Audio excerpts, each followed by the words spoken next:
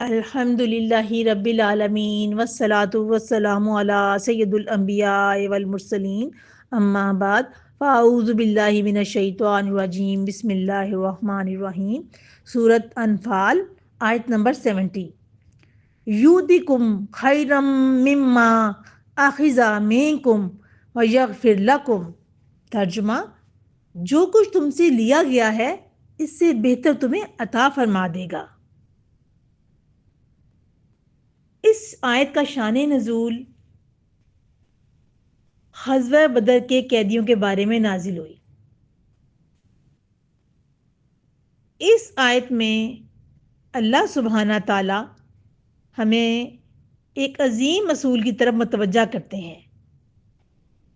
جو چیز اللہ کے راستے میں جاتی ہے وہ کبھی نقصان نہیں بنتی بلکہ کئی گنا بڑھ کر واپس ملتی ہے۔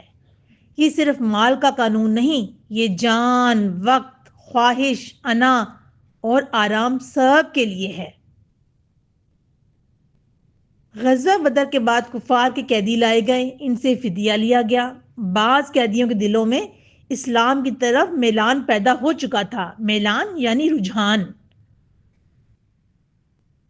اللہ سبحانہ تعالیٰ نے فرمایا، اگر تمہارے دلوں میں خیر ہوگی تو جو تم سے لیا گیا ہے اللہ اسے بہتر عطا فرمائے گا۔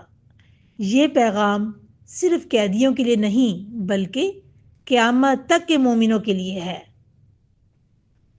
قرآن ہمیں بار بار یہی حقیقت سمجھاتا ہے۔ قرآن میں ایک اور جگہ ارشاد باری تعالیٰ ہے جس کا ترجمہ ہے، جو تم خرچ کرتے ہو اللہ اس کا بدل عطا کرتا ہے۔ اسی طرح سورہ آل عمران کی آیت ہے، لا تنالوا البر حتی تنفقوا مما تحبون، جس کا ترجمہ ہے، تم نیکی کو نہیں پا سکتے جب تک محبوب چیز قربان نہ کرو۔ نبی کریم صلی اللہ علیہ وسلم نے مسلم کی حدیث میں فرمایا، صدقہ مال کو کم نہیں کرتا۔ یہ دنیا کے عقل کے خلاف لگتا ہے مگر یہ اللہ کا وعدہ ہے اور اللہ سبحانہ تعالیٰ اپنے وعدے کے خلاف نہیں کرتا۔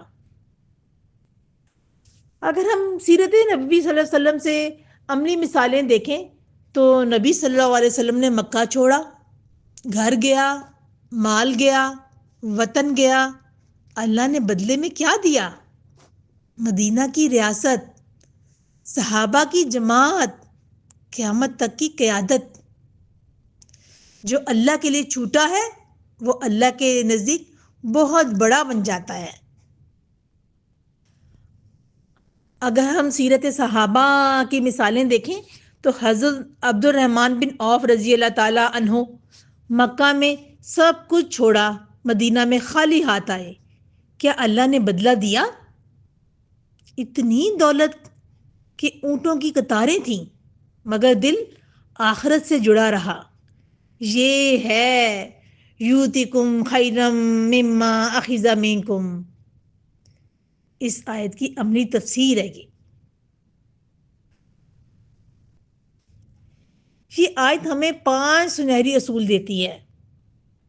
اللہ کے فیصلے پر اعتماد، قربانی کے بعد شکوہ نہیں، نیت کی اصلاح، صبر کے ساتھ انتظار، دنیا نہیں آخرت کو اصل کامیابی سمجھنا۔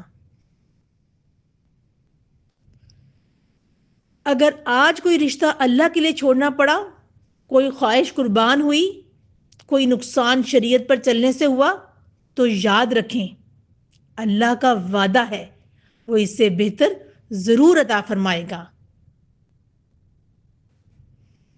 اور اسی آیت میں آخر میں فرمایا وَيَغْفِرْ لَكُمْ، یعنی صرف دنیا نہیں مغفرت بھی عطا ہوگی، یعنی اللہ سبحانہ تعالیٰ بخشش بھی کر دیں گے۔